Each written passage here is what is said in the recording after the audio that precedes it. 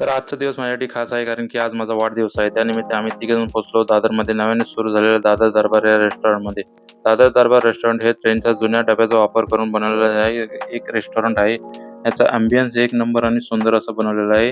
आतमध्ये गेल्या-गेल्या आम्हाला असा असा फील येत होता की आम्ही ट्रेनच्या डब्यामध्येच येऊन जेवण करत आहोत. त्यांचं मेनू कार्ड पण एक नंबर होतं. आम्ही आमची ऑर्डर दिल्यानंतर शिवानी आमच्यावर रुसली होती कारण की तिची आम्ही ऑर्डर दिली नव्हती.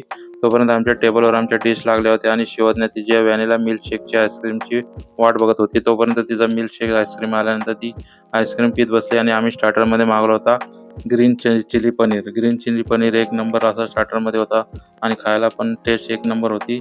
तोपर्यंत आमचा दुसरी ऑर्डर आली होती ती म्हणजे बटर पनीर मसाला आणि नान रोटी. नान रोटीवर एकदम बटर एकदम चोळून लावला होता. मग काय बटर पनीर मसाल्याचा एक घास घेतला तर एक नंबर होता आणि सातारकर म्हटलं तर म्हणजे कांदा तर पाहिजेलच. कांदा ते खाऊन झाल्यानंतर आम्ही शेवटला मागवला तो मोजितो.